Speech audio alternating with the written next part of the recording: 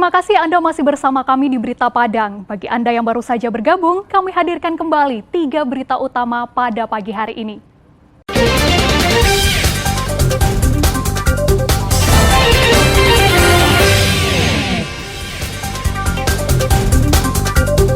Polisi tangkap 10 tersangka pengguna narkoba. Pencuri telepon genggam milik polisi berhasil dibekuk. Pegawai sebuah bank milik pemerintah ditahan jaksa karena kasus korupsi.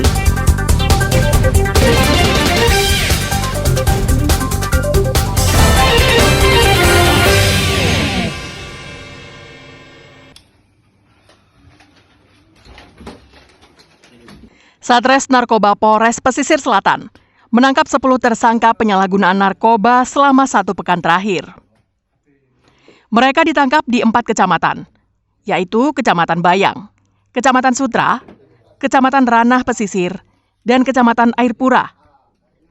Salah satu dari 10 tersangka itu adalah ibu rumah tangga. Penangkapan dilakukan melalui operasi Antik Singgalang yang digelar Polres Pesisir Selatan ini.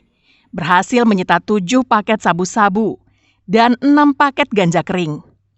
Selain itu, polisi juga menyita timbangan digital, uang penjualan, alat hisap, plastik bening, dan telepon genggam.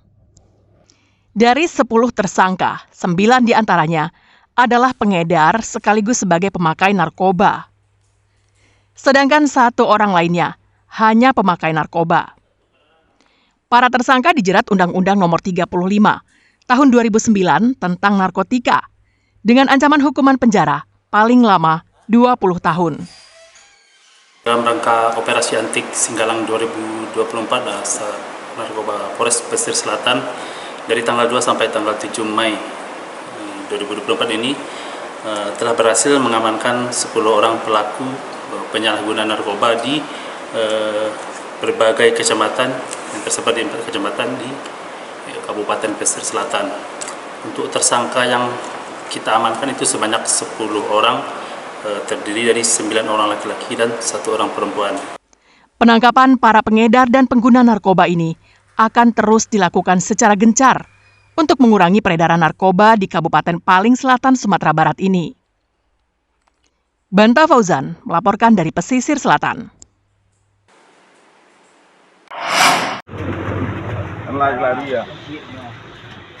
Seorang buronan kasus pencurian telepon genggam milik polisi akhirnya ditangkap anggota Satreskrim Polresta Padang di daerah Simpang Haru, pusat Kota Padang pada Rabu malam. Tison, buronan kasus pencurian ini, ditembak polisi pada kakinya karena melarikan diri saat akan ditangkap. Sebelum dibawa ke Mapolresta Padang untuk diperiksa, tersangka terlebih dahulu dibawa petugas ke Rumah Sakit Bayangkara Polda Sumbar untuk mengeluarkan peluru yang bersarang di kakinya.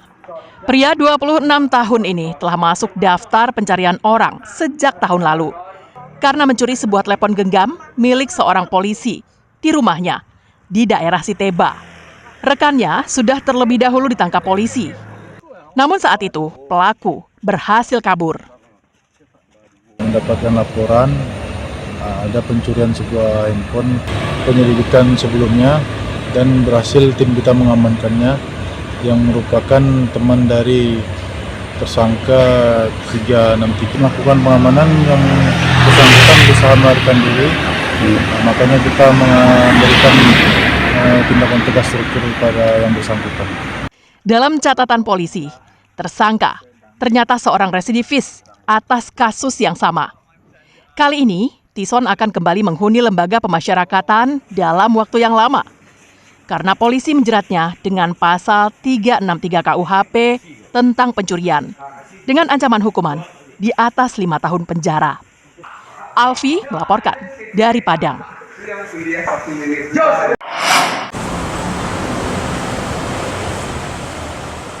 Kejaksaan Negeri Padang Rabu sore menahan seorang pegawai sebuah bank milik pemerintah terkait kasus dugaan korupsi penyalahgunaan fasilitas pembatalan transaksi atau void pada Electronic Data Capture atau EDC Merchant Jaya Wisata Tour milik bank tempatnya bekerja. Kasus ini terungkap berdasarkan hasil pemeriksaan internal yang dilakukan pihak bank. Dalam penyelidikan perkara ini, Kejaksaan Negeri Padang telah menyita uang sebanyak Rp450.400.000. Sedangkan kerugian negara yang ditimbulkannya hampir Rp1,5 miliar. Tersangka ditahan karena berkas dan barang buktinya telah lengkap dan sesegera mungkin dilimpahkan ke pengadilan. Sambil menunggu proses persidangannya, tersangka ditahan di Rutan Anak Ayah, Kecamatan Koto Tangah, pinggiran Kota Padang.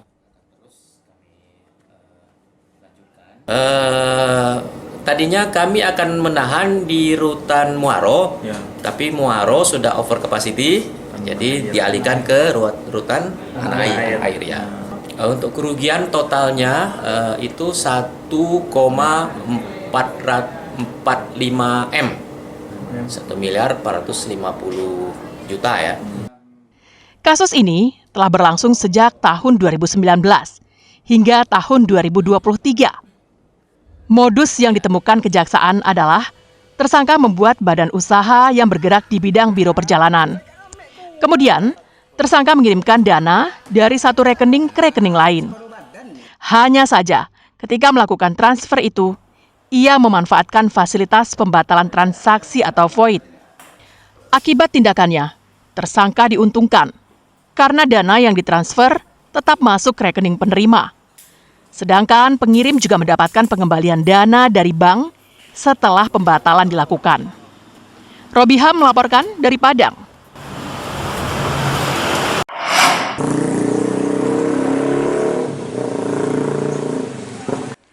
Kasus wabah diare di pesisir selatan semakin meningkat.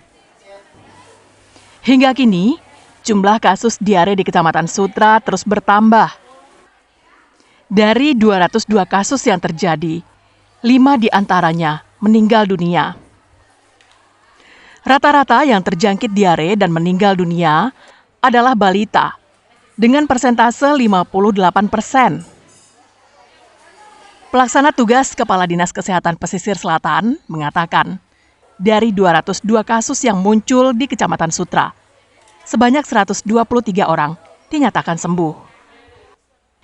Menurut Dinas Kesehatan, diare di Kecamatan Sutra disebabkan oleh kualitas sumber air minum yang kurang baik akibat banjir yang melanda kecamatan itu pada bulan Maret lalu.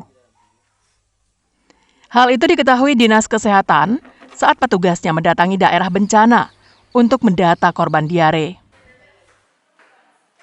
Sampai saat ini dapat kami laporkan bahwa sudah terdapat 202 kasus, di mana 123 orang dinyatakan sudah sembuh, 5 orang dinyatakan meninggal. Di sini terdapat dugaan bahwa kemungkinan kualitas air telah tercemar dari dampak bencana yang terjadi. Peningkatan ini disebabkan karena kami melakukan sweeping ke rumah-rumah yang ternyata kami menemukan banyak masyarakat terutama bayi dan balita yang sudah mengalami dehidrasi berat tapi tidak dibawa oleh keluarganya ke fasilitas kesehatan. Kasus tertinggi terjadi pada tanggal 4 Mei lalu, yang berjumlah 28 kasus. Kasus diare ini telah menyebar di seluruh nagari yang ada di Kecamatan Sutra. Sementara kasus terbanyak berada di Nagari Tarata, Lansano, Rawang, dan Suranti. Hingga kini, pemerintah Kabupaten Pesisir Selatan belum menetapkan kejadian luar biasa pada wabah diare ini. Namun jika melihat pada kasusnya yang terjadi kenaikan melebihi batas kewajaran, maka Pesisir Selatan layak ditetapkan sebagai KLB diare. Banta Fauzan melaporkan dari Pesisir Selatan.